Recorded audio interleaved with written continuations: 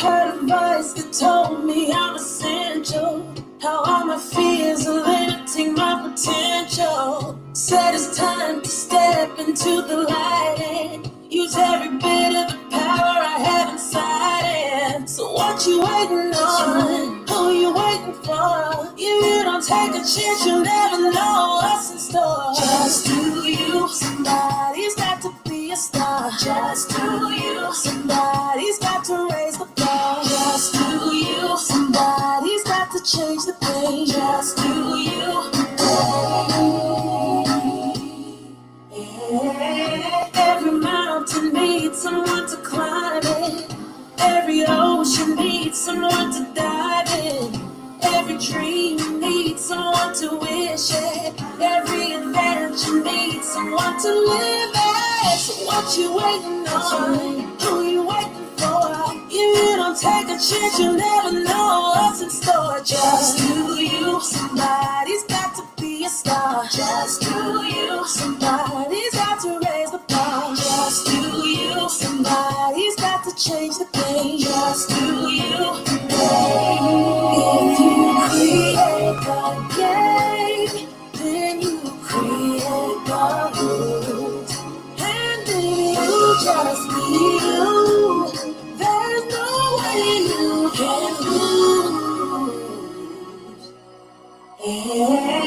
There's a story waiting for you to write it. There's a treasure waiting for you to find it.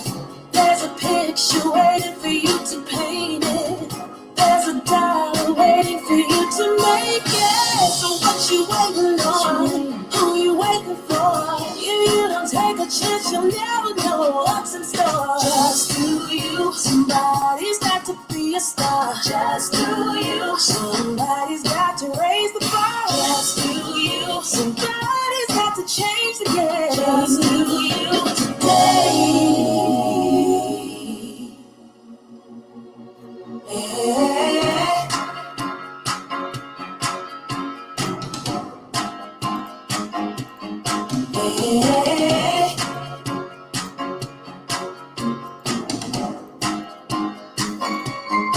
If you create the game, then you create the rules. And if you just be you, there's no way you can lose.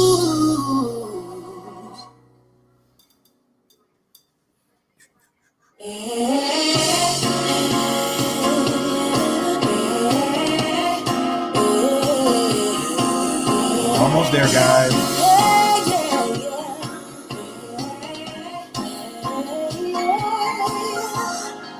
Heard a voice that told me I'm essential. How all my fears are limiting my potential. Said it's time to step into the light and use every bit of the power I have inside. And so what you waiting on? Who you waiting for? If you don't take a chance, you'll never know what's in store. Just do you. Somebody's got to be a star. Just do you. Somebody's got to raise the bar. Just do you. Somebody's got to change the game. Just do you. Every mountain needs someone to climb it. Every ocean needs someone to dive in. Every dream needs someone to wish it. Every adventure needs someone to live it. So what you waiting on?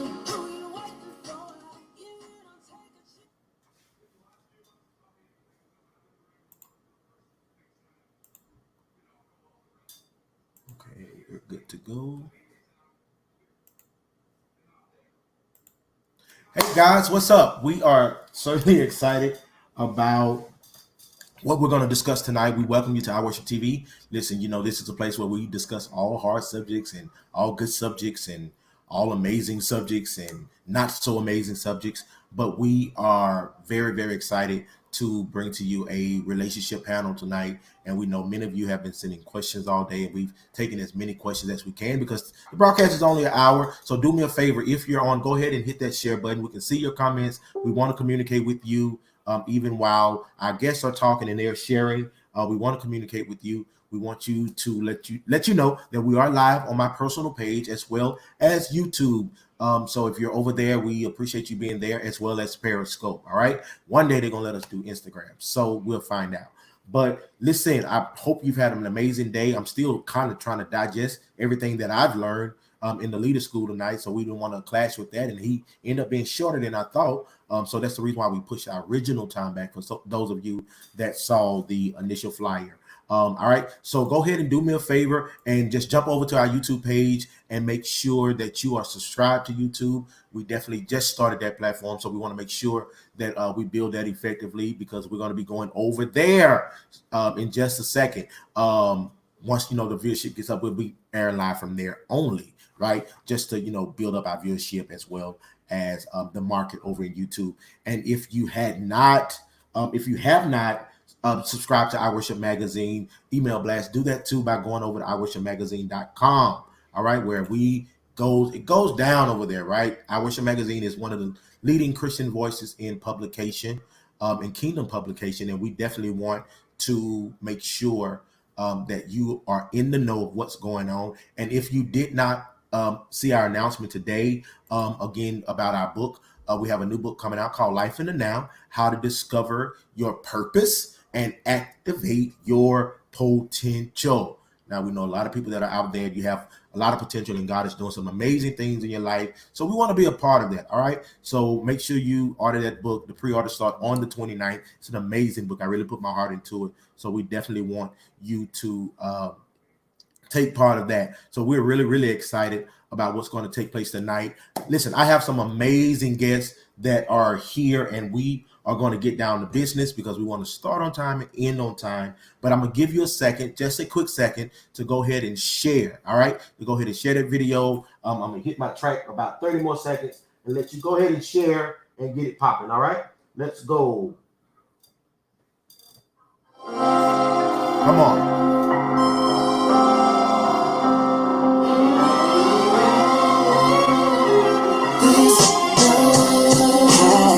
Tested, has been tried, has been questioned, held to the fire. It has faced storms, the wind and rain. It has been forced to feel some pain. It has no doubt, uncertainty. It has no patience in urgency.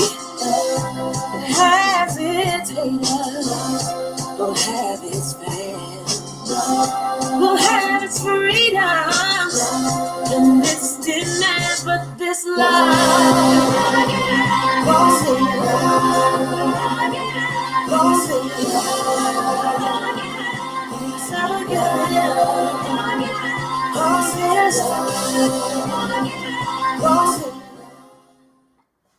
I know. Listen, for all of my church people, most people know me, as a worship leader, and on a normal night, and I'm gonna be honest with y'all, on a normal night, I would never in my life. I know Chelsea's over there probably rocking because she's versatile. I don't know what Courtney going through because she good and saved and love God. But on a normal night, I would never, ever play nothing like that in my life. But because it's relationship night and we want to set a tone for what we're going to discuss, I did it, and it probably won't ever happen again. All right. So for all of you, people who praise the Lord. All right. So listen, let me go ahead and introduce my guests. They're all here, and we are really, really excited. Miss Courtney Wade is here, and we're certainly grateful to have her. Miss Chelsea is here, and the Mannings are here. Listen, let's give it up. If you have questions, if you did not get a chance to get your questions, hey guys, what's going on? Let me unmute everybody so they can hear y'all speak in tongues. Praise the Lord. So they're here, and we're certainly excited. That's a good visual, Martin. Real good visual. Really great. Really great. Make sure I unmute it here. So we have a lot of people. I think I took him out. All right. We have a lot of people that are, very, very excited. I've been getting boxes all day just about, the different questions that's going to be asked, and we're certainly grateful. Pastor Mike told me the other day. He said, let that camera down. I feel like I'm learning from a midget. I don't know, but everybody's here. Chelsea, how are you? I'm doing great. I'm really excited to be here. Thank you. How are you? I'm here. We finna find out if I'm gonna make it through the night because I don't I don't know what's gonna happen. But I was watching one of your videos and you was talking about a breakup, and I went back and took some notes. So a couple of questions are gonna come from your video, which is very, very inspirational. So this should be really, really fun. I want to know exactly how you got through that, and so we'll get into those questions. Courtney, Hey. Courtney, what's going on? It's good to see you tonight. What's going on? Yeah, thank you for accepting our invitation. Hey, can y'all hear her good? Is everything good? Can y'all hear? Okay, great. All right, the Mannings. Now listen, let me go ahead and lay a preface, okay? Let me lay a preface. I don't know. I have no idea. I'm just telling you, just hear my heart. I don't know what Mario Manning is going to say on this thing tonight. So I'm gonna keep it real. The disclaimer is, hey Mario, bring your thing a little closer, just a little bit closer, so we can hear it just a little bit better. Don't cut out the wife, my father. Over a little bit more, just a little bit more. Oh my, that'll be a one-man show. That's good. Okay, brother. Okay, you got these ladies online. They finna cut up. The man, like, and everybody that knows me, they're very, very dear to me, very, very dear. And this is going to be very, very interesting. I'm not going to really talk much about your background and your ministry background and things of that nature. I want to kind of stay really, really focused on the humanistic side of what we're here tonight, right?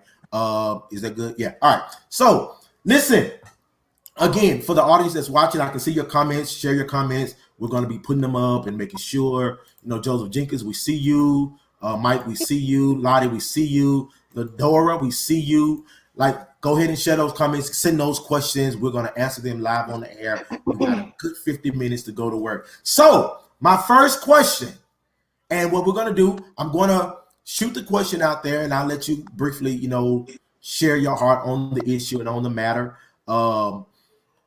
Let's see. I don't know where to start. Let's get it. My first question. And I'll start with Chelsea, and we'll do Courtney, then we'll do the Mannings, and we'll kind of, roll after that. Chelsea, my first question is this. How do you know, and this question came in today, if a person that enters your life is destined to be a life partner? Wow, I think that's an awesome question. How do you know when someone comes into your life if they're destined to be your partner? I think one of the first signs is, I'll speak for me personally.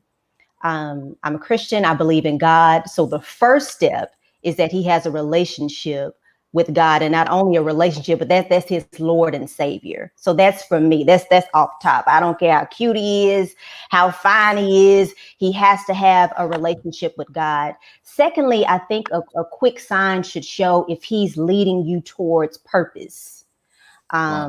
If he's pushing you towards that, then to me, that's another sign. If he's leading you not only towards purpose, but leading you towards God, he's trying to do things not only the right way, because right way can only mean culture's way, but God's way. If he's leading you towards that, then to me, those are two main signs that he could possibly be your life partner. But always pray about it and ask God to give you discernment as to who he really is to you, and ask him to reveal this man's heart to you at the end of the day.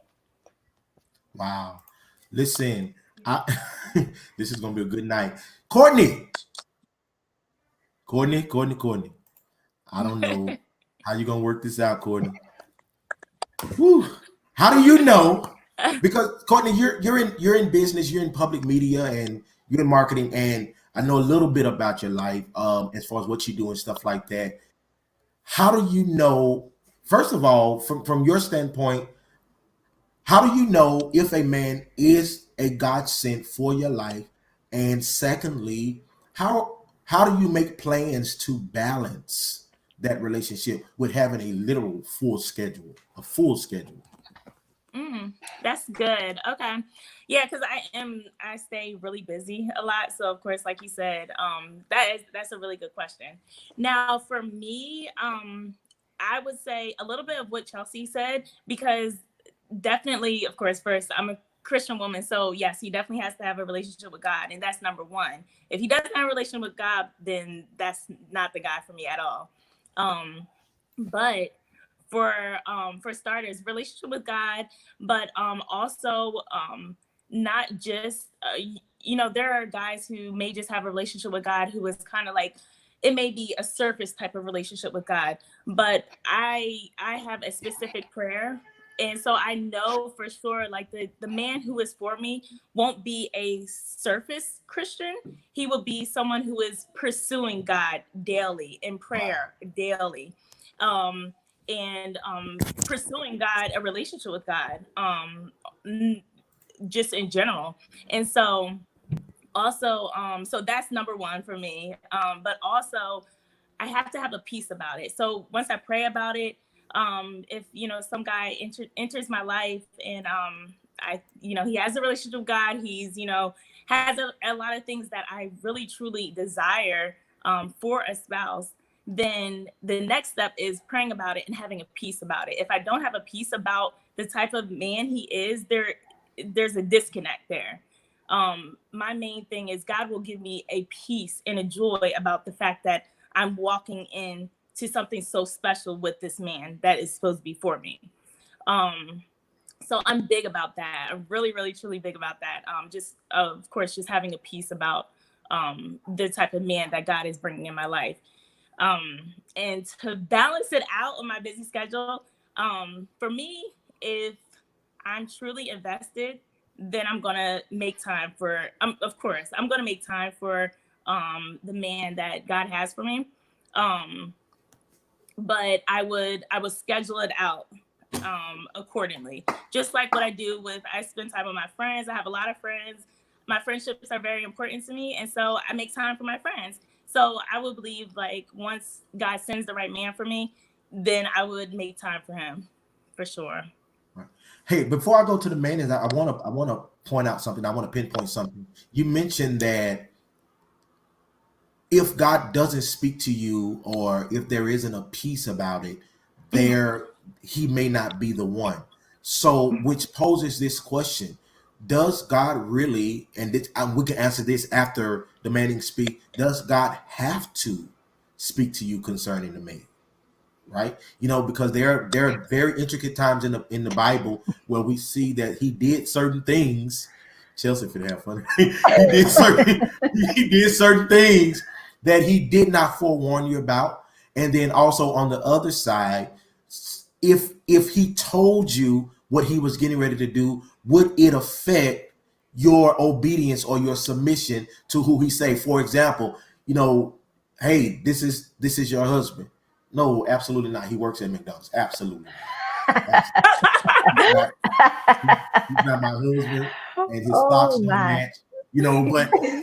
But on the other side of it, God has already ordained him to be a international CEO. I mean, Brett, and you look at the now, and you look at what he is now. How do you know that he's not going to evolve? And we'll deal with that after the Mannings talk about knowing. How do you know a person is the one? And my personal question is, Mario, how did you know that Ariel was the one? And Ariel, how did you know that Mario was the one? You want me to go first? Yes. Well, I'm a man, so and men are wired a little different. Yeah, so my answer is gonna be different. I like the way she looked, and that was first and foremost. I like what I like. I like big hips, big legs. I wasn't going to accept anything other than what I like, So, he would have had to come from heaven to slap me across the head for me to accept anything different. So she was first what I like.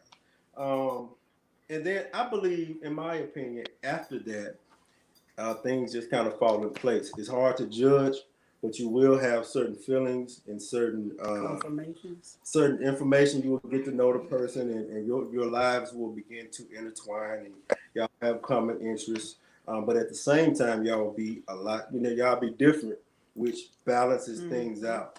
And you'll feel it. I believe you'll feel it. Yeah, pretty much. I agree. I think one of the first things is, of course, if we be honest, is attraction, because we are not only men but women. We are. Oh wow, I didn't see that picture. We are we are humans, so we are attracted to what we like, and we are attracted to what's in someone. A lot of times, what we are lacking, we are attracted to what's in that person, what their strength is. And so, like he said, I totally agree. It may not be one thing that says, "Hey, oh my God, this is my husband, this is my wife," but as time progresses, you start to get little confirmations, little not because we always talk about red flags. You start getting green flags. So you start little things start coming up. You say, "Okay, I like that. Okay, I prayed about that. I need that. I want that." And as time progresses, you start to it just starts to confirm. And also being that we are leaders. We're church leaders. So, we had leaders and we brought each other. Well, especially the women, I brought him to my pastor and he met my pastor. And because you want somebody sometimes you need a second pair of eyes. Amen. He did love you. He did. Second pair of eyes.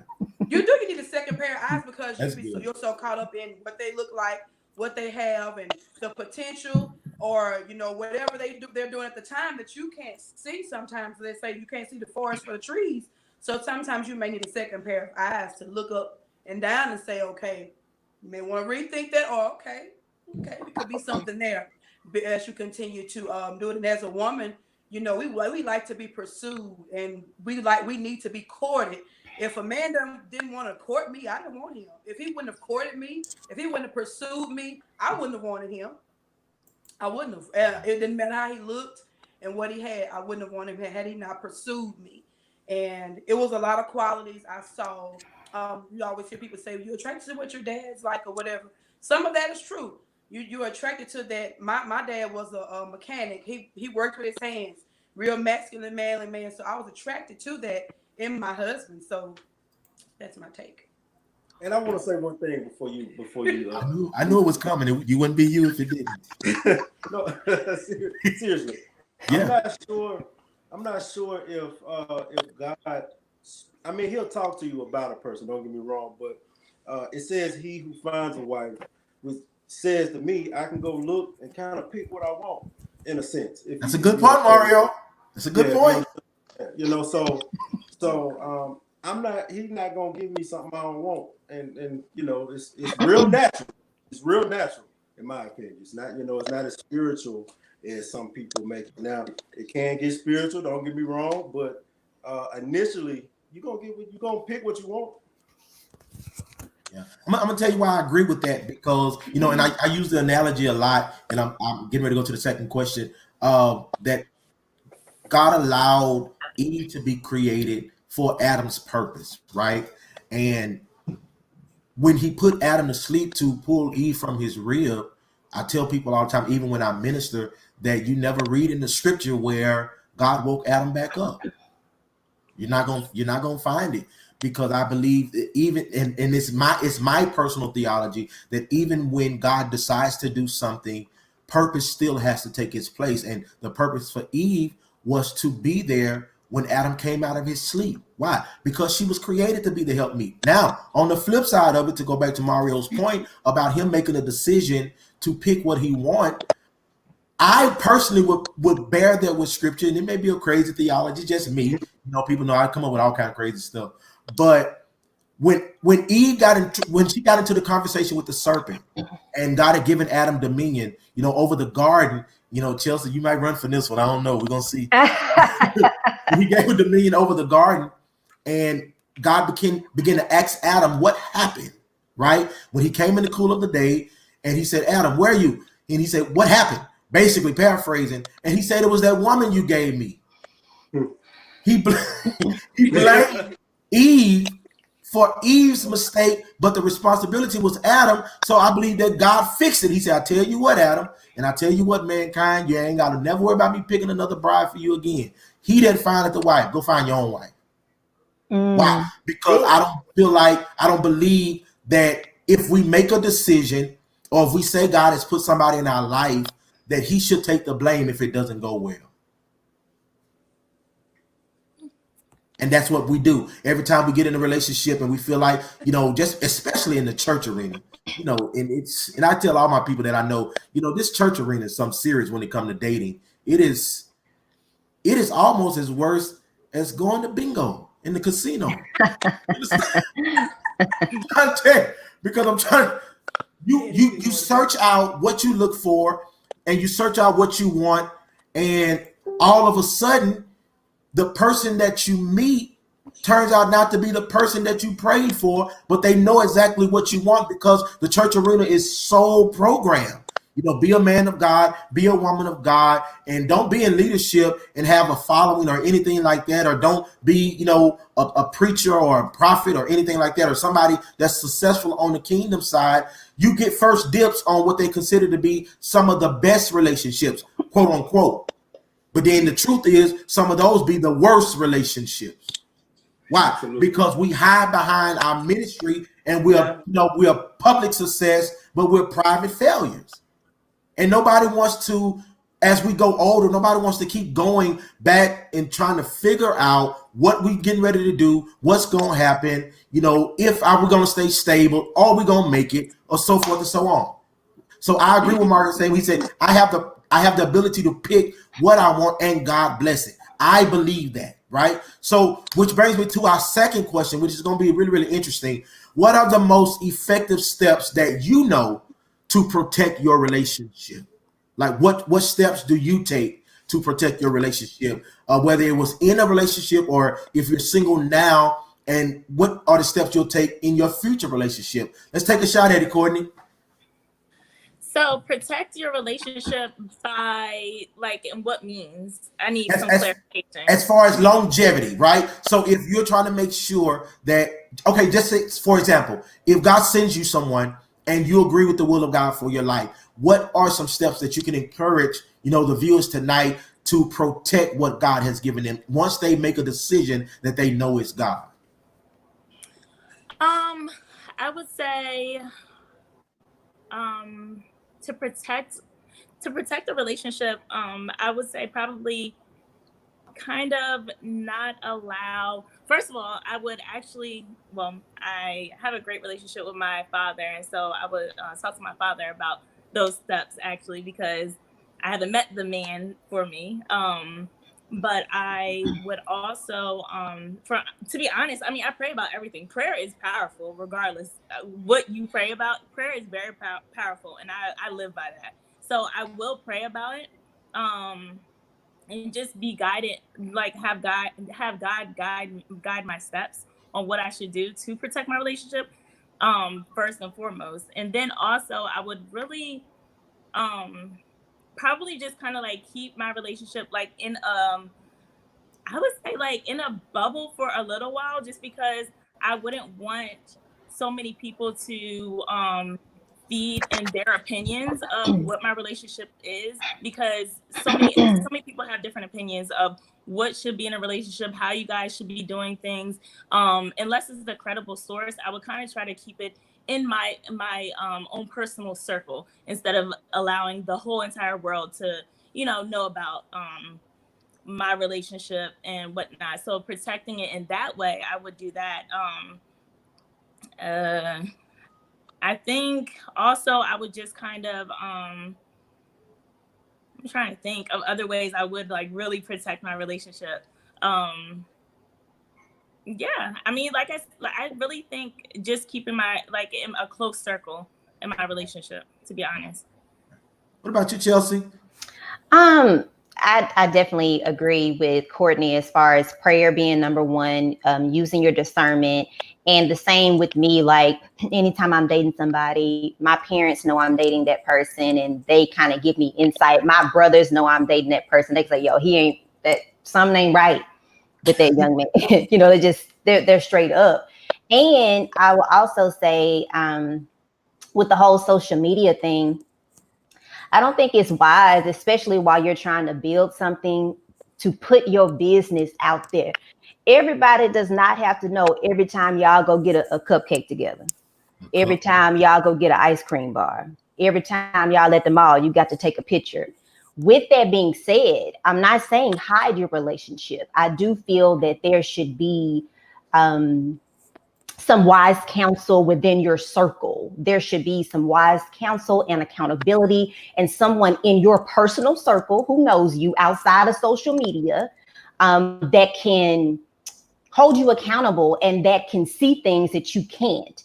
So don't hide the relationship. But at the same time, everybody does not need to know when y'all go get ice cream. Y'all been talking for 2 weeks. Like, it just, be as discreet as you can and as open as you can within your private circle. That would be my suggestion. Mannings, you all dated while in the church scene, while doing ministry. She took you to her pastor, which means, you know, you had a conversation with Bishop Stewart. How did you protect the journey? Like, what did you do to make sure? Because I know you're intentional. So once you make up your mind to do something, it's gonna happen. Even if you have to beat somebody up, it's gonna happen. But how did you protect the journey to make sure she came down the aisle? She walked down the aisle. Well, I mean, you know, it's kind of a two-sided question because I can speak from now, I can speak from then. When we were dating, everything was to wow her, tickle her fancy, if you will. Everything was. He set you up. Everything was to, you know, not show off, but show her that I'm a good guy. I'm the right one. I'm hardworking. I'm gonna take care of them, and that's what men are supposed to do. We're supposed to provide. We're supposed to protect. And so, any woman, should be able to have faith that a man is going to provide and protect if he doesn't do anything else. And some of that will come while you're dating. Some of that will come while you're dating. And if that's missing, you need to probably look the other way. But I don't think keeping your business off of social media will help. It only makes, for me, it only makes that person look single. So in my opinion, you're gonna have people that's gonna try to talk to both of y'all, and it's up to y'all at the end of the day to say no or say yes or whatever the case is. It's up to you to put a stop to it. I can't be with her 24/7. She can't be with me 24/7. True. So there's no amount of that type of protection that you can keep out of your relationship. At this point where we are, and I hope I'm not talking too much, but at this point where we are, it's all about compromise. It's all about bending. That's it. It's all about compromise. Whatever concern, and I got this from you, Pastor Smith. Whatever concerns me should concern her, and whatever concerns her should concern me. If we can go through life, if you can go through life with your partner with that mindset, you'll be all right. You'll make it. Yeah. What about you, Ariel? Also, integrity. I think integrity is key. It's kind of, I guess we kind of speak more from a married perspective now. It's been so long. We've been married almost 10 years. So, the single mind kind of it's over there. I mean, I can tell you how to be single because I was single for a while before I started even talking to Mario. Like, I was not even looking. I didn't want anything. He caught me off guard. It was like, hey, I didn't want nothing.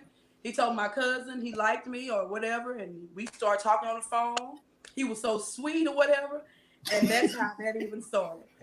But I'm saying in the time today. So, since we're married and we have experienced different things in different situations, and again, we're speaking from a perspective of not only being married, but being leaders in ministry and being parents. And of course, we don't have a lot of friends. We have a small circle of friends. We're people persons, but we have a close, we can count on 5 fingers the people that we're really close to. But integrity is a big thing. You can keep your integrity about your relationship and yourself, and you can protect your marriage. You can protect your relationship because you're going to come up against some things that will try to check your integrity and will try to see if you're going to come down. It's some things that are going to attack your marriage, attack your relationship. Like he said, even the thing about social media is kind of like a twofold thing. You can put all your business out there. You can keep your business to yourself. And either way, your integrity will still be challenged. So you have to have integrity, number one. You have to protect it by respect. You have to protect your relationship by being honest and having full disclosure. You don't want your as I said, you don't want your spouse out here looking crazy in these streets. You know, if you know that I mean, I'm gonna be candid and be honest, because we're in the church. A lot of times people think, well, oh, you know, nothing's happening. They don't want your husband. They don't want your wife. Yes, they do. People are looking for your spouse they're looking for a crack in the wall, a crack in the door. And so you have to be honest with each other and be open to each other. And sometimes we've had this conversation. We've had hard conversations because a lot of things happen in the church. He's a musician. And people love a man in power, in position. I'm being honest. They love the musician. They love the preacher. They love the prophet. So that I'm being honest. People are attracted to that. So we had to make sure that we take measures to say, hey, you know, and it's not about him being a kid or telling me, well, I'm going over here to play this. It's about integrity, and it's about us taking accountability for ourselves and for our relationship, because we don't want to open the door to anything. So you have to have integrity to not open doors for things to happen. You can't be giving out your phone number to people. If you can't, you just can't. You got to protect your relationship. And this is probably the stuff that nobody want to talk about. You know, it ain't all pretty, because protecting your relationship is not always about it being pretty and being understanding, because you're going to come up against some things that you need to protect your spouse from, and they need to protect you from, and protect yourself. Have enough integrity, even if you might be mad as fire at that person, but have enough integrity about yourself to not want to make those type of choices. And at the end of the day, it's basically, you know, real simple. Treat each other how you want to be treated. If you wouldn't want him out giving his number out, you shouldn't be out giving your number out. Bottom line, just bottom line. And it's always gonna come around, you know. So that's the main thing. Just treat him like you want to be treated. Treat her like you want to be treated. So let me ask you this. And this is a really, really iffy question. And I try to bring grave detail to anything that I think about. And this one I haven't figured out yet. You know, as much relationship talk as I do, and as much as I talk about everything, right? I haven't figured this out. Is there a difference between protection and bondage when it comes to relationship? And I'm speaking from the instance, and I shoot this one at you, Chelsea, because I'm pretty sure you've probably dealt with this personally. If we're dating hypothetically, and you don't want me giving my number out, or I'm in the media field and I have to deal with women on a regular basis, should your protection of me come across as an insecurity? And should I acknowledge your insecurity just to protect your feelings if I'm in a field where I have to socialize with people? So how do you tell the difference between what's insecurity and what's actual protection, with bondage being the tiebreaker? Well, I think that both parties have to have an understanding, because without understanding, it's not going to work. So if I'm dating someone who's in a field, he's a musician, he's a CEO or whatever, and he deals with both men and women a lot, if I don't understand that he's going to have to give his number out to a lot of women, sometimes he's going to have to maybe even take late phone calls with a woman about whatever, you know what I'm saying? If I can't understand that, then it's not going to work. Because two people, if I'm a jealous person with the person who's doing that type of stuff, that's not going to work. We're not compatible like that.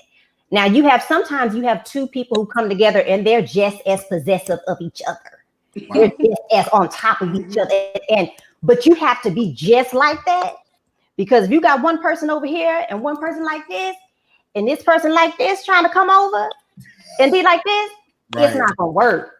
So I think at the end of the day, you have to have that understanding of what that man or what that woman does, and you have to trust, because no matter what that person does, whether they are in a high profile position or not, you have to trust that person.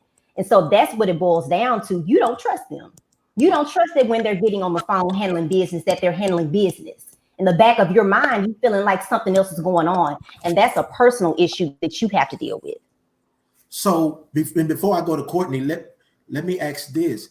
Now that you've opened it up as a personal issue, and most of us know, let's just be open and honest. You know, if I'm in a field where I have to deal with women on a regular basis, and my job is to provide for my family, or, you know, be that man that you want, why should I have to even acknowledge something when I know it's a trust issue? Or is it my responsibility to help you get whole?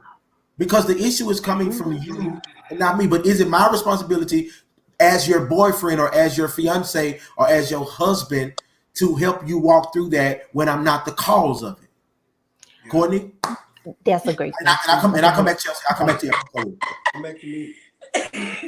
I mean, to be honest, that's not your responsibility. You should already be whole coming into the relationship, to be honest. And that's my opinion. Now I'm whole going into the relationship that I would be going into, and I would want my. You good to say, Courtney? You said what?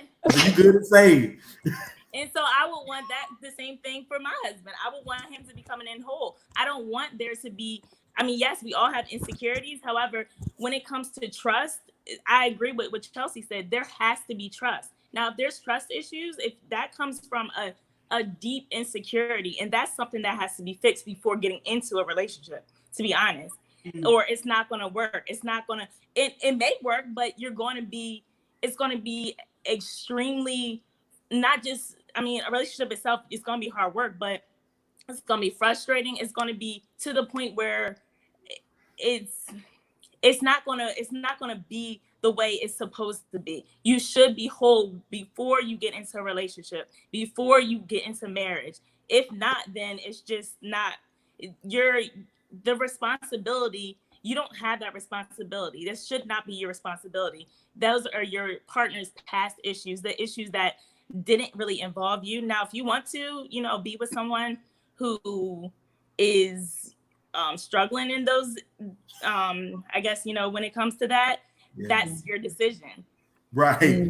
I wouldn't agree. I wouldn't think that I don't think you should at all, because that's not your responsibility at all. Right. What were you going to say, Chelsea? I know you. No, I agree with everything Courtney said. I was just going to add, now you should be with someone who's still respectful and that has certain boundaries, you know, with their clients, whoever they're working with. It still should. So they should instill some type of like, I got you. You know what I'm saying? So, you know, like you feel secure, like, you know what, whatever, they handling business to a certain extent. So it is our responsibility to make you feel okay with me doing what I've been doing before I met you. It's your responsibility to show respect. Yes. Yeah. And communicate what you're doing, because communication is huge. It's big, especially if you don't know that person. You're growing with that person. You're growing with them to get to know them. So you have to communicate with them about like what you're doing, because they don't know. They're correct. I agree to a certain extent. It's absolutely our job to make y'all put y'all seatbelt on. It's absolutely our job to make sure our other person is comfortable. It's our job. We have to take extra steps that we wouldn't necessarily have to take. Just bottom line. You know what I'm saying? Bottom line, when we're single, we do things we don't ask, we just go and do it. So it's absolutely my responsibility to make sure she felt comfortable. That's my responsibility. Now, you do have people who are over the top, who have trust issues. Everyone doesn't have trust issues per se. Everyone comes in with baggage. Everybody comes in with some type of something that you're gonna have to adjust to. Wow. So trust may be one of those, but if both of you are understanding, then you would understand that you have to take an extra step to make sure your boyfriend is comfortable with what you're doing. Right.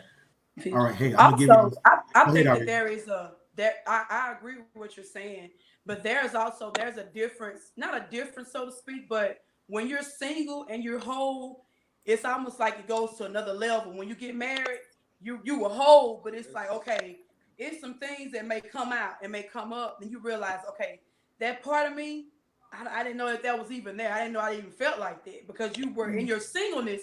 All you had to deal with was yourself.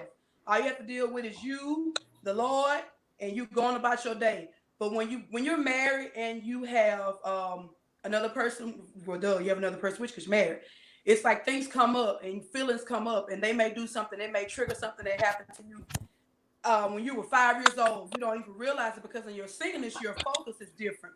But when you're married, the level of respect is different, because the whole boyfriend thing, you can't tell. Some things he couldn't have told me as a boyfriend. You don't get husband privileges as a boyfriend. Boyfriends don't get husband privileges. So yes, I respected him, privileges. but there's a what you say? I said boyfriends don't get husband privileges. They don't. But I'm just saying, now that we're married, we have a different level of respect, because now we know each other in another way. You know, that we've been together long enough to say, hey, you know, we know some things about each other. We've experienced some things. So we know, okay, I know what makes him uncomfortable. He knows what makes me uncomfortable. Because like I said, again, when you're dating, you're still looking for okay, them to do something or say something to give you a yes or a no, to confirm this or confirm that. And you're looking for red flags. You're looking for the okays. But once you're married, it's really not so much of a red flag, but it's like, okay, it's not my responsibility. My responsibility is not to per se. It's some things in his life that he has to do to make himself happy, and vice versa. But it is our responsibility and accountability to make sure that we are both stable, and to make sure that we both feel that we are aware of what's going on.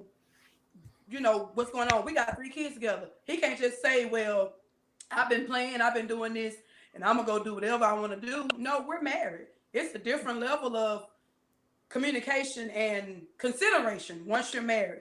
You can't, as my boyfriend, you wouldn't get the same consideration. If I want to jump up and go to Mexico, I would have jumped up and went to Mexico.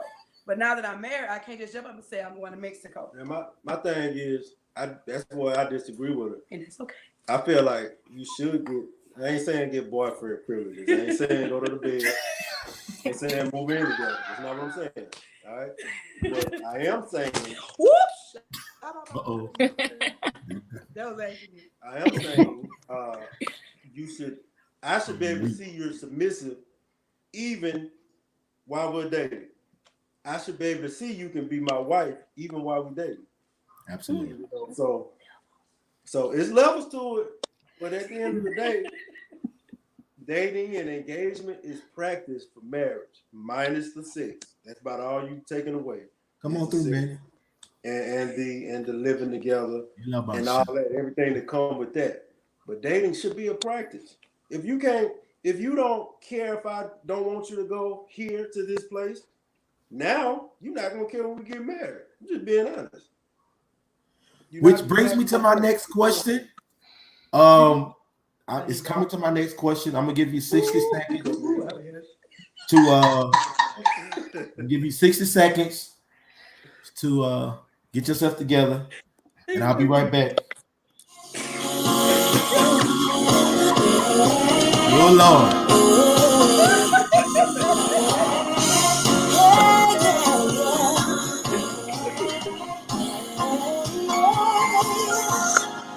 Heard a voice that told me I'm essential. How all my fears are limiting my potential. Said it's time to step into the light and use every bit of the power I have inside. All right. This is where we take a turn for the left. And prayerfully we'll end up right. How do you balance affection versus intimacy in dating? Hopefully, there are no mothers of the church on the line, because this gonna be one. This is where we go. We got about 13 minutes left, and I really want to bring some light to this, because there's a myth that is ministered in the church, especially in the church world, because some of us, let me say some of us have perfected living 2 lives, right? Which ultimately affects the person who is trying to make sense of doing it right, if that makes any sense. So if I'm a minister of music and my target is to, date someone, in the church or whatever the case may be, and my first plan of mission or plan of execution is to get them in the bedroom, what does that do, number one, for my witness? And then number two, what does it do for them knowing that most men, and I'm going to be honest, unless you are really, really involved with this lady and you really, really care about her, once that sexual attraction happens and you end up in the bed, the respect level from that man goes to zero. You now become an associate, even before you became a friend. So you miss a lot of courses. So Chelsea, how do you handle making sure that your man, like Mario said something, and this will help. I need to be able to know what you can do while dating because it's practice for marriage. How do you bring a balance to intimacy and affection while dating? I will say, I think a lot of people feel that intimacy automatically equals physical. And that's not the case. There are a lot of people who are physical and they're not intimate. And when you become intimate, when you show affection towards someone, you may call them, hey, I missed you, different things like that. You may even spend time with them, call them on their birthdays, do things that that they like. But when you are intimate with someone, you get to know them on a deeper level. You get to understand their triggers. You get to have deeper conversations. What does marriage mean to you? What is your purpose? And like Courtney was saying earlier, do you just have a surface relationship with God? Because if you're intimate with God, your intimacy with God could mean you're in church every Sunday, you go to Bible study, you read your word, you're studying your scripture. For him, it could just be like, yo, me and God, we just cool. I come to him, when I need him. He's not intimate. So understanding someone's intimacy is huge, because like I said, if you all anybody can be physical with you, but everybody's not going to get you intimately and get your mind and what really gets you going and how you tick. So I don't know if I answered your question, but to me, that's the difference in how it should be managed in a relationship. And you don't have to have sex, y'all, to be intimate with somebody. You just don't. You'll miss it. You'll miss the nugget if you're just having sex with someone and truly not understanding them on an intimate level. You'll miss it. So what do you tell the women that, and I'm saying women per se because normally that's the other side of the spectrum. What do you tell the women that feel like, or that have been taught that intimacy is a deeper form of knowing your mate, which still leads you to the bedroom prematurely? What do you tell them? How do you unwrap that thought? Because again, people are having sex in the church, in leadership, not married, or some while they're married. And if you notice, there was a trend that happened not too long ago to where there was a lot of leaders in the ministry that they didn't mind having mistresses only because they wasn't going to lose anything. The woman knew that he wasn't going to leave his wife no matter how many times he told him. But however, in the mind of the mistress, that's the only intimacy that she can receive. So she settles for that and she agrees with that. So how do you tell her that your body is not the key to landing a man if that's all she knows? Whoever wanted to go first. Oh, okay. Okay. Well, yeah, somebody else can take it. I'll come back to you. Let's go, Courtney, because Courtney is a wholesome speaker when it comes to the realistic side of a virtuous woman. And they don't really focus much on that anymore like they used to in the church. Everybody's in comparison to find out who's going to have the greatest image. So nobody really speaks on a place of virtue or a place of, being whole and being patient when it comes to experiencing what you're going to experience for the rest of your life, right? So how do you attack that, Courtney? To be well, do you want me to answer the very first question or the one that you just gave? Answer it all, Courtney. Talk about it. Okay. So for starters, I agree with Chelsea when she said that of course it doesn't have to be physical, and a lot of people do believe that intimacy has to be physical. It's really just like she said, that deep relationship, that deep a deep bond, really and truly. And when it comes to affection, to be honest, you can be very affectionate without, without being physical as well. You can, I know in my past relationship, me and my ex, we started trying to figure out our love languages. And I think that's really important to know your partner's love language so that you can be affectionate to them and speak their love language to them so that you guys can have that deep intimacy, that deep bond without being physical. Hold on, Courtney. You said Hold what? on. Because I want to interject this because I want you to bring clarity to this. One of the love languages is physical touch. It's physical. And can I say something? It could be a hand holding. I mean, hold on, Courtney. Now, it doesn't necessarily have to be. Let me say something. hold on 1 second, Mario, because I want to bring light to that because for me, my love language is physical touch. Now, understand, if you touch me in the wrong way at the right time, praise God, the angel's gonna rejoice. You know what I'm saying? To be honest, that's where boundaries come Okay. in. You have to set boundaries, and that should be at the very beginning of the relationship itself. But you also have those people. Go ahead. If you set those boundaries, then that's not going to be crossed as long as that guy or that girl respects you.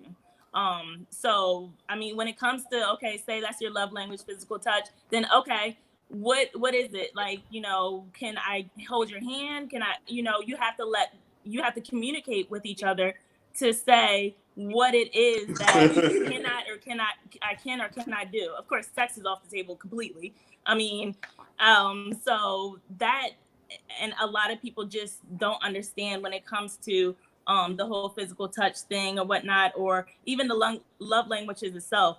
I mean, regardless, all boundaries, you have to set boundaries, basically. Yeah. And I'm coming to Mario right now, but I read the 5 love languages, right? And actually, me and my ex, we went through the book, right, to find out what, like Courtney said, and let me plug this: if you are dating or married and you have not read the 5 love languages, you are doing your relationship a disservice. Why? Because it created for me intimate conversations on stuff that I probably would have never discussed no time soon. And it opened up a portal to understanding who you're dealing with. Now, the other side of it is love language, physical touch, words of affirmation. All of them have the potential to lead to a bad place if not protected, like Courtney said. So again, and I'll let Mario speak from a man's perspective because he went through the dating process and he is currently married. How do you balance that? Having your boundaries in place, like Courtney said, and understanding that some things we set in the beginning, but what happens when you get into a situation and, like they say, let's be real, the mood is right and everything is saying yes. You know what I'm saying? And at this particular night, your spirit is saying no, but your body is saying yes. How do you balance that with not messing up, or how do you get, because these babies coming from somewhere, somebody having them. You know what I'm saying? The children's church is enlarging itself daily. Glory to God. You know what I'm saying? So, Mario, talk to us from a man perspective. I'm sorry, Chelsea, it slipped out. Be honest with you. It's tough. It's tough. Oh, God. A lot of that is going to depend on the woman. Just being honest. A lot of that is going to depend on the woman because men are physical. 99.99% of men are physical. Now, you got that 0.1. 0.001. I just lost it. I promise I did. Kind you need to run from. I'm just being honest with you. You need to get away from them kind because there's something else going on. That we'll discuss on another night. So if you're saying that if a man doesn't have a physical drive to even attempt to be affectionate or passionate or intimate with a woman, there's something wrong. he's not attracted to you. Period. Because the nature of a man is to want a woman. Yeah. Do you agree with that, Chelsea? Our nature is to deposit. That's a very serious statement. Even during sex, we deposit. Right. So it's our nature to seek after, to go for it. That's our nature. That's what we do. So it really don't have anything to do with salvation, because the natural nature of a man is, but the Bible says that your desire should be for your husband, right? And a lot of people take it out of context because they feel like, okay, well, my desire is gonna be for my husband when I'm married. Of course, right? But when you're single, does that desire still exist? Absolutely, it exists, and it's not going away. If it go away, it's something wrong. Again, it's not going away. The mother in Zion in Courtney is rising up, so I'm gonna let her address that because holiness is coming. Come on, Courtney. I would have to say I disagree. I mean, yes, I believe like you have that desire, but I do believe that a guy can, and I mean, yeah, no, I'm not a guy, but I'm just speaking from past relationships when I have had a guy who was very attracted to me and wanted to marry me. However, he had a desire to please and respect God as well. So he wanted to make sure that he when we set boundaries, he wanted to make sure that those boundaries weren't crossed at all. So no, there were no inappropriate touching or anything like that might have got him like rose up or whatever, or like, you know, made him feel any type of way. What do you call inappropriate touching? That's a good question. For him, to be honest, if the hug was a little bit too long, that was him. Hold on. Okay, that's him. And he was honest about that. Did he ever grab you, squeeze you up on you? No. Side? He never because of boundaries. No. Did he ever try? No.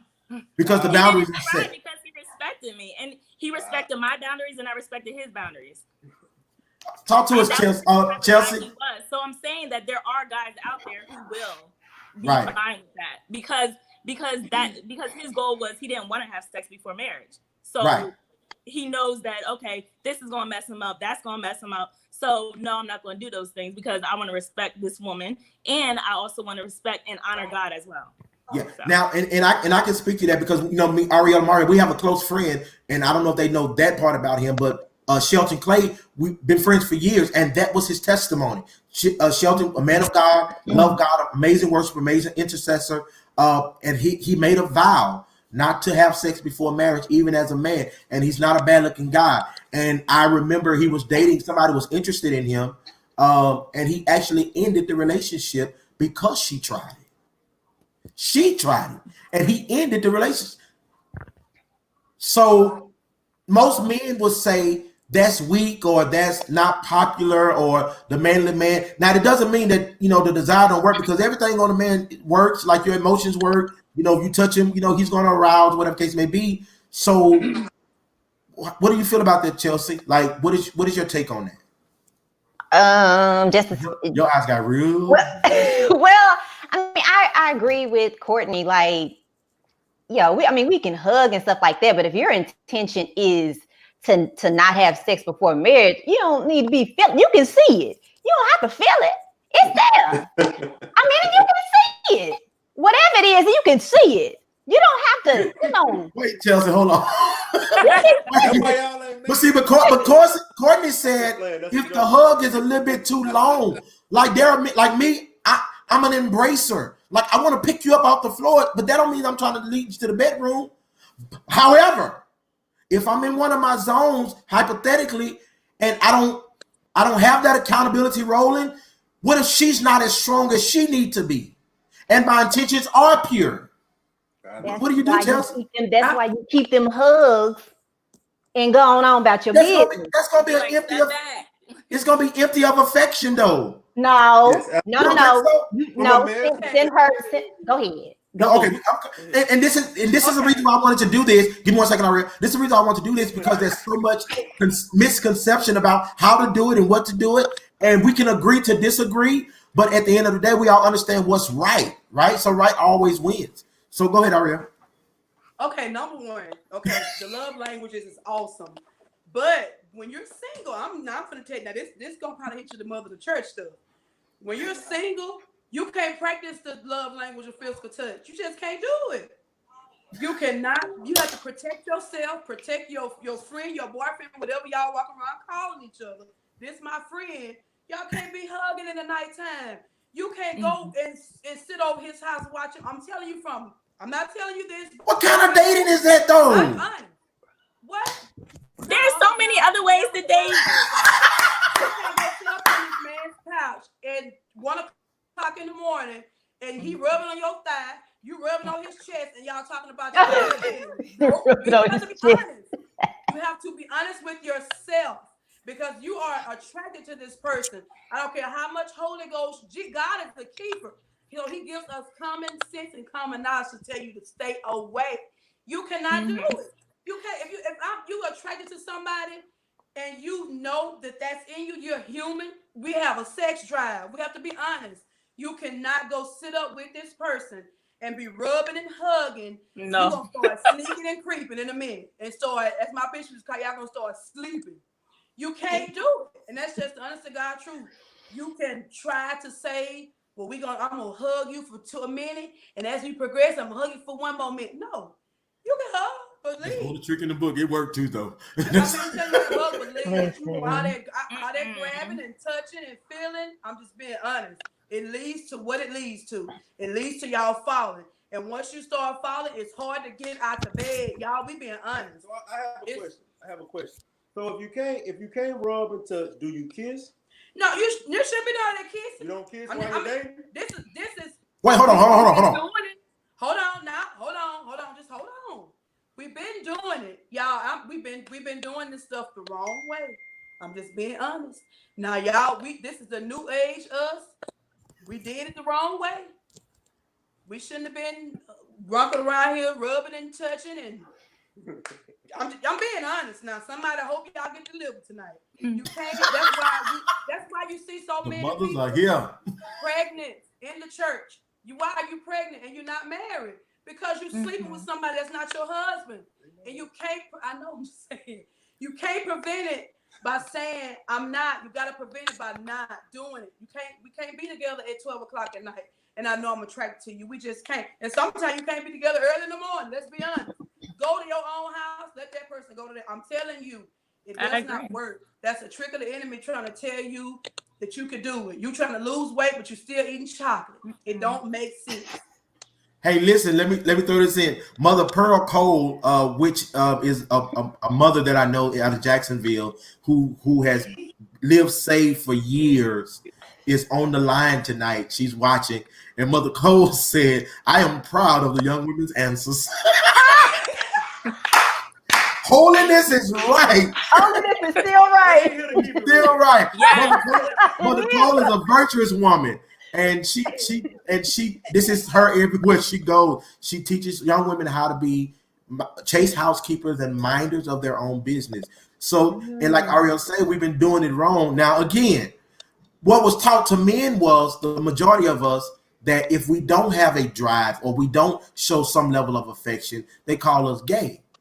You know what I'm saying? Or they call us, a secret homosexual on the down low, right? And most of the men that I know that I deal with, they feel otherwise. Why? Because they feel like if you're dating, now Mario said something about kissing. Now, which for me, and I'm done, we'll close on this. How do you build effective affection with no touching? Or is it the original purpose is to build affection and intimacy without touching? With this 2020. So what would be is it even, Courtney, for example, Chelsea, both of you all are single, right? So if we go out on a date and we're walking in the park and we're 7 months into our relationship and we decide to make it official in the park and your heart is bubbly, you're telling me that I am not allowed to kiss you and say, babe, I love you and I can't wait to spend the rest of my life with you? It's a great question, brother. Great question, bro. Is that what you're saying? You're saying I cannot grab you in. Here we go. That's what I'm saying. Because that the way a man is made up, that moment, if I want to spend New Year's, if I say, babe, Chelsea, we're going to New York for New Year's, and we're bringing in the New Year's together, and I lay it out, first class tickets, you know, even if you say we got to sleep in separate rooms, whatever the case may be, that's fine. But when we get to that ball and that crowd and that clock strikes 12, my first thing is to honor the woman that I'm bringing the New Year in with, and the best way is not to give you no high five. Did you Absolutely. say honor? I'm not gonna give you no high five to say Happy New Year, Chelsea. Y'all gonna say, come here, babe. I love you, and this year is to us. So you're telling me I cannot see? There's a lot of women getting sweaty on the line now because now they got to rethink how they position. You know, the comments are going crazy because they. I believe if y'all have an understanding, everything it should be fine. I believe. So Courtney, you're not going to kiss on New Year's.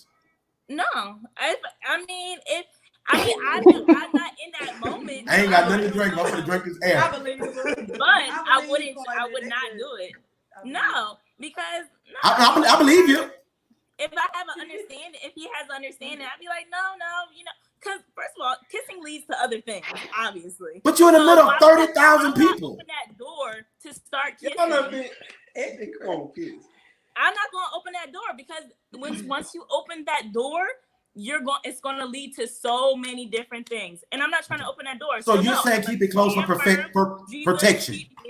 Because it'll be hard. Yes, it will be hard, but the Lord, look, he gonna help me out. Chelsea, you got to help us, Chelsea. Say what, Mario?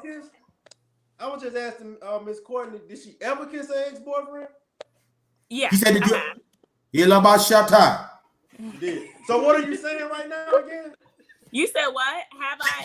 She was saying that she now keep the door closed for protection. I have in the past, But and now I've been single for about 5 years before. And so I mean, in the past, which was like my early 20s, yeah. So moving forward, you won't kiss until marriage. Probably not. Oh No. God, that's. I mean, not to say that it's not going to be hard, and I may change my mind, but to be honest, it will be most likely no kissing until I get married because it leads to other things. I don't want to open that door. Yeah. So you're not saying that it's wrong. You're saying you're doing it for protection. Yeah. Okay, Chelsea.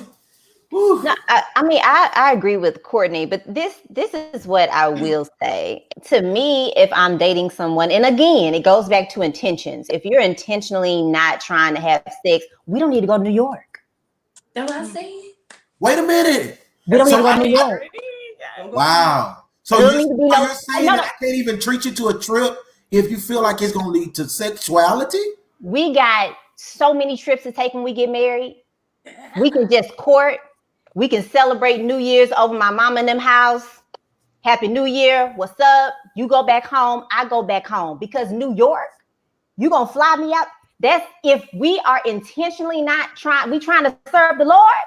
We need to go wherever you at. You need to go to Bali. Book me that Bali flight when I got that ring. And not only when I have the ring, but after we get married, we jump that broom. Mm-hmm. So may I ask a question? Sure. So just say a long distance relationship. Will you ever see each other? Yes. You never fly to one another?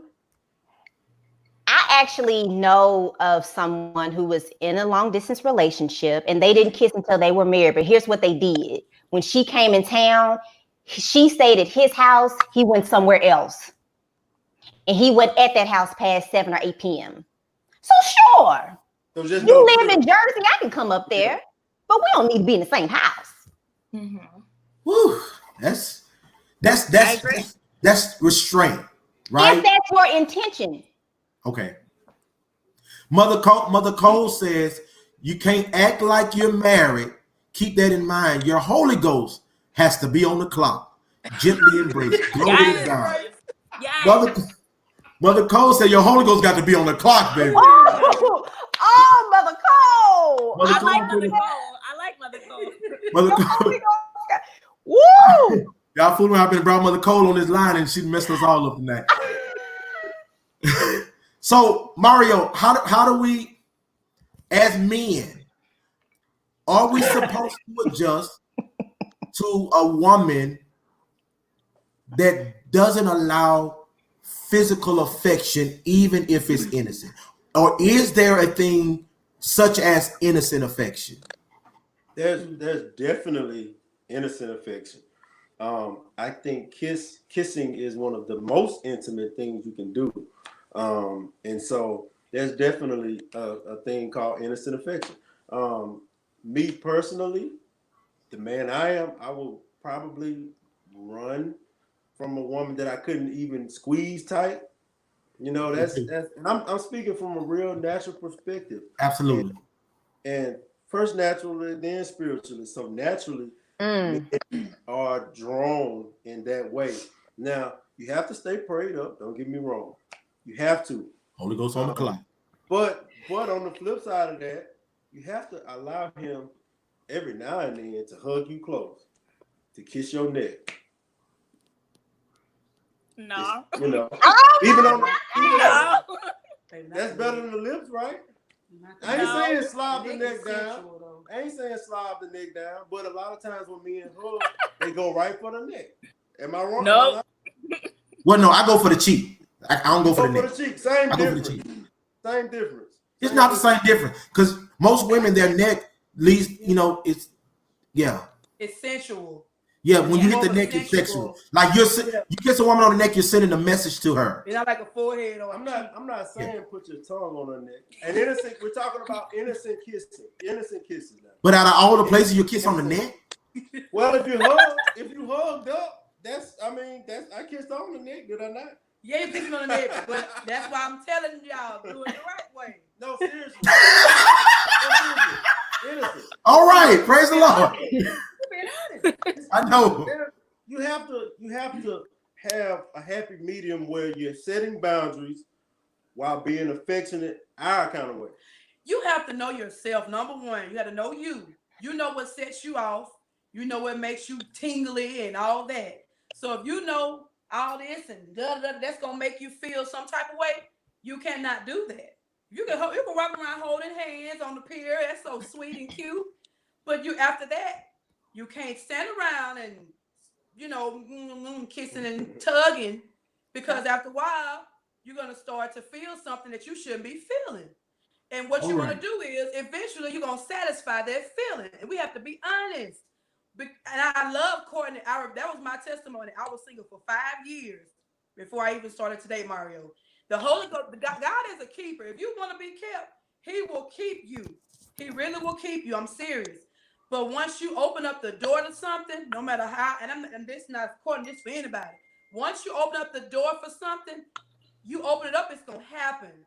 You're gonna fall. We gotta do it the right way. You don't have to. I disagree. What? You don't have to. What you talking about? Have to what? You don't have to fall. No, I say if you do. I say if you open up the door and you fall, it's hard to get up. It's hard to do away But from that. look at the message that we're sending tonight. The protective measure that Courtney was speaking of and that Chelsea was speaking of is to protect you from falling.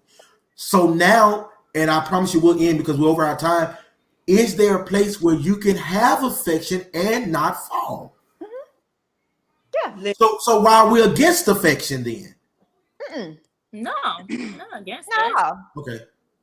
No. Here's Intention. my question. Like what Chelsea said, intentions. What's your example of affection? Physical affection. What's my example of physical affection? Well, I was asking the ladies actually. Okay, Chelsea, what's your example of physical affection? I mean, we can hold hands. I can hug you. But I mean, all this on the neck and squeeze and tuck and all that. I don't know about the tuck and the squeeze. But we can, the grab and hold me up and all, we can hug. But I think that's about it. Hold hands. And then you can do other affectionate things. If that person's love language is giving or receiving gifts, send them some flowers. Yes. Mother Cole said kissing on her neck will cause her to fall.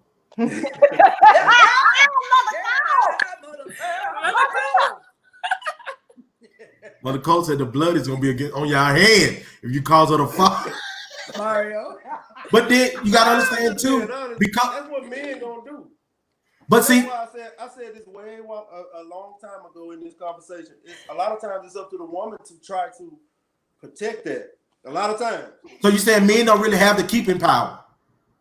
Usually, it's gotta stay prayed up. Gotta. I think it is rare that the man. I agree. It is rare that the man says, "I'm not gonna do that." It is possible. We don't know a lot of them. We don't know a lot of men that's trying to be careful. We don't. Trying to be But there are some men that's saying, "I'm gonna take the protective measures. I'm gonna do it right," and they're not trying to. And in the case you get in a situation to where stop you kissing and he kiss you on your neck, mother pearl, you're gonna have to say, "Hey, no, that's too much."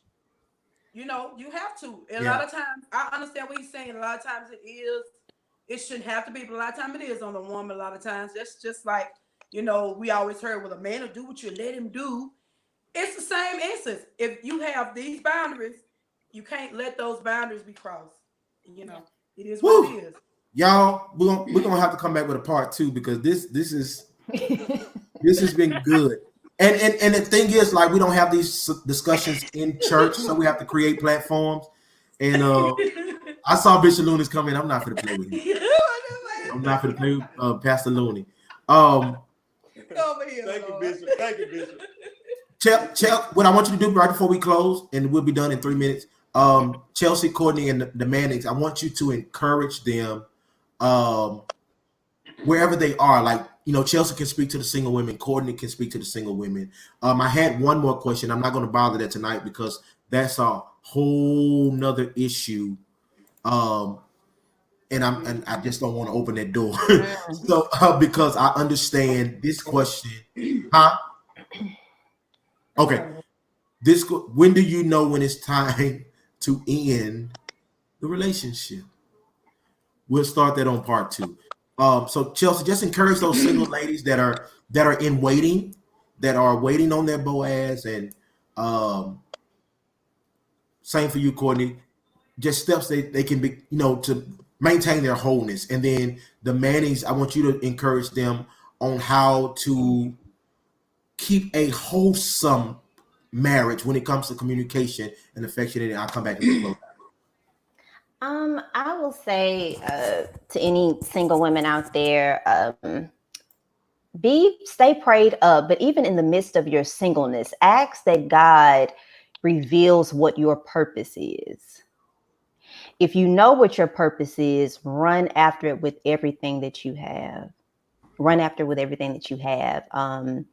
Constantly pray for wisdom, for discernment, and for God to show you. And you can pray for your husband. God, please, reveal to me whoever you have for me. And just stay prayed up and stay focused on your purpose. Stay busy. Courtney? I would say to to young ladies out there, to be honest, no matter what anyone on this earth says about you, you are whole in Jesus Christ. Like, your value and your worth comes from God and no one else. And that's something that needs to, a lot of women need to know. You're valuable. God loves you unconditionally. And that love, that deep love and that value, that worth that God gives you you need to know. And because he does, he loves you. He values you. No matter what any guy says, no matter what some random girl may have a certain opinion of you. No, you don't listen to them. Listen to what God says about you. And he says that in his word that you are valuable and you are worthy.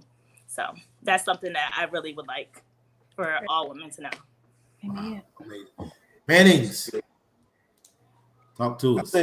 I think the biggest thing for maintaining is just listening to each other, taking to heart what the other person is saying.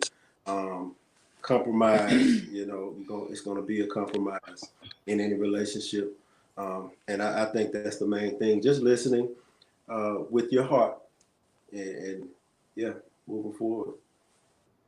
Yeah, I think he says just meet in the middle. You got to meet in the middle sometimes. You will agree naturally on most things, but sometimes you have to meet in the middle. Respect one another. Pray together. Prayer takes it to another level. That's important. Pray together. You have your own personal prayer times, but pray together. We hadn't always done that. Yeah, that's we had. very important. And it's helped us even through this quarantine. Pray together. Prayer is always key, just as has been stated before. And don't forget, love on each other. Don't forget, as you're married, how it was. Sometimes you gotta look back and say, what did we do when we were dating to make us so happy and to make us so, we had so much fun? Because some things happen in marriage to where it causes you not to be so jolly. So you gotta look back and say, hey, let's find that place again and let's love on each other and have fun together. Take some time out to just sit and talk to each other. Take some time out to date. Just make sure that you put each other first after God, and that's it. And I think that's important while you're dating too. Praying together, it builds a different type of bond. It also builds a bond with God, along with God. It puts God in y'all's relationship as well. So I think that's very important. Definitely. Wow.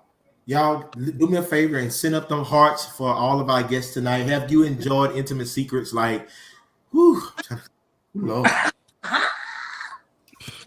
Whew, man, as we thank y'all for stepping away from your families to to come in and just impart and share that wisdom and share that advice of what has worked for y'all. One thing I learned that everything doesn't work for everybody, but once you get married, you and your mate will create what works for you, right?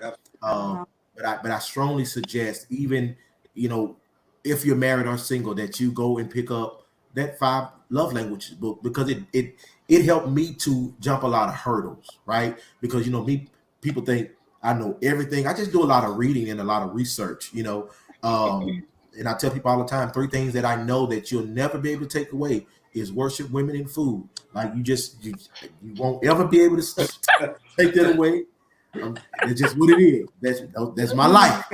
So when you bring one of those subjects up, I'm ready for you. Now you talk about doing an oil change, and all that stuff. I'm sending you over to Shell Station, right? But thank you, Courtney, for so much for your inspiration and for representing that Proverbs 31 woman, that virtuous woman. And I don't think it's something that you actually put on tonight. I really think this is what you live. Because you and Mother Cole got along real good tonight. I guess she felt just she loved every minute of it. And to whatever spirit that is that's asking for applications for my wife, I don't know who's being led by the enemy to do that, but I got some crackers for you. Praise God. Chelsea, thank you so much. Chelsea's such a precious heart. Like, she just has a winning personality, and I'm gonna bring you guys back for part 2 along with some more friends. Because I believe the more that we open up our hearts on relationships, the better our relationships will become, especially those who are wanting to be married. I try to stay away from those people who are like, well, I ain't gonna be married. That ain't my portion. I heard them get away from them because that's not my name. That nothing in me, inside of my entire being, that wants to be single my whole life. I ain't trying to be Paul or none of them. So whatever. Praise the Lord. So you're not gonna put that on me. So thank y'all so much. Listen, if you have not went over to subscribe to our YouTube channel, let's do that. And we are good. We are gone. And thank you so much. Share the video with your friends that did not have a chance to hear it. And we are out of here. Thank you. Bye-bye.